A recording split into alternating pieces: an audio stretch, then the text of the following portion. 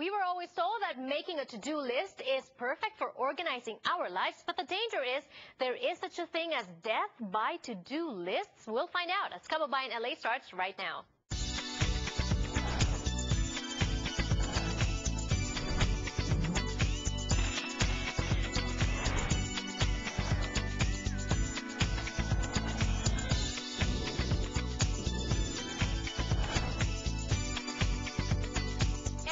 After the long holidays, after a long vacation, it's such a pain to get back to work. Today on Kababayan LA, we're going to give you tips on how to psych yourself up and actually make your lives just better. Your best actually just got better. Is it even possible? Jason Womack is here joining us on Kababayan LA. He is an author. He actually wrote the book, Your Best Just Got Better. Yes. Nice title. Where did you get the title? Thank you. It showed up in a journal one morning, actually. I was writing away as I normally start my day, just putting my thoughts into paper, and I was playing with this idea of what makes the difference. Mm-hmm. What makes the difference in life and at work.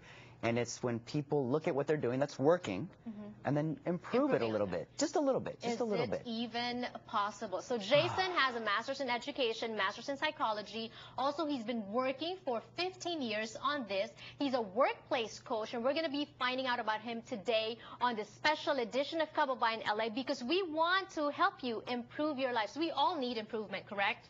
All of us. Mm-hmm. And it's possible. And it's whether it's a need or a want or a should, it happens over time. All right. And we have tips for you today on Kababayan LA. Jason, let's first start with this number one, and it's also in the book, Purge and Unsubscribe. This has to do with email? Email, paper, even thoughts. You know, people have subscribed to concepts of how their world is or how work is. But if we start with the very physical, the environment that we work in. So do you have any magazines that you've held on to thinking, oh, I'll get to those when I have time? Right. Or the book that someone gave you as a gift, and you keep thinking, well, I should read that. They gave it to me, right? And so what we take a look at is in that environment, what do I look at that builds me up and kind of pulls me forward versus what in the environment is pushing me away. And you know what? I want to touch on that because we have a feng shui expert that comes here all the time on the show. And I know that she's told me once that old newspapers and old magazines are actually bad feng shui for your homes and your offices because it just gathers dust, it's stale, there's no movement, and so it traps chi.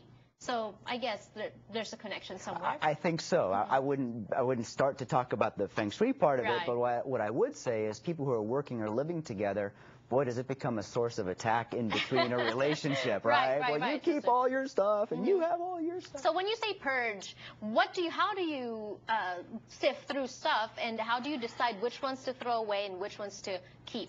You know, a lot of my work is around time and time management, as if you can manage time. You know, before we know it, this program will be over and we'll be on to our next things. But what I do encourage people to do is to think about the stuff they have and bring time in. And one of the things that I tell people to remind them is in a day you have 96 15-minute blocks of time. Okay. And not a common thought. If I sleep for 7 hours, which is a lot for some of the people I work with, if I sleep for 7 hours, now I'm down to 68 15-minute blocks. Okay. So if I look around my space, my office, and my email inbox, and I start to catalog or categorize how many 15-minute blocks I've already collected, how on earth can I take in anything new, or how on earth can I get better? Oh, okay. So you have to just figure out what's best use of your 15-minute blocks, right? What am I going to do? Right. As opposed to what should I do? The first thing is you unsubscribe. Now, this becomes a little tricky, especially for Filipinos. We don't want to offend anyone. When we unsubscribe to email and stuff like that, do they know that we're unsubscribing? There's a safety catch, and in many email systems, I can click a button. In Gmail, I can click a button that says automatically move out of my inbox. And this is good.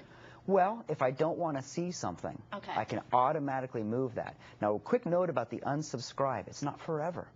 I've actually called magazines and said, whoa, I need a 3-month break. You're overwhelmed. I have too much. Right. And they'll put my subscription, they don't want to lose me. Right. But they'll actually put my subscription in a 90-day break. Right. Which for me, it opens it up. Maybe I'll get 2 or 3 magazines less a month. The same thing with email. Right. I may put that rule in just for 4 or 5 weeks. Now, I want to talk to you about the feeling of being overwhelmed. Yes. See, when you live your life always overwhelmed, always, with cramped schedule, you don't know that you're actually overwhelmed.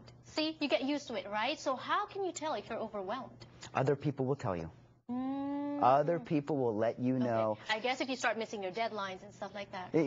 If you have a friend, they will let you know what you're doing that's a little bit off. Right. If you have a friend who loves you, they won't hold anything back. Right. And so one of the things I talk about in the book is to surround myself with people who are willing to tell me the truth. Now, am I prepared to hear that? Right. So. And especially in relationships, you have to prioritize. You can't meet, have lunch, have dinner with everyone in your circle, but just prioritize, pick people that are valuable to you and that you can't lose. But I guess we're going to be talking a little bit more about that when we return on the show. Don't go away.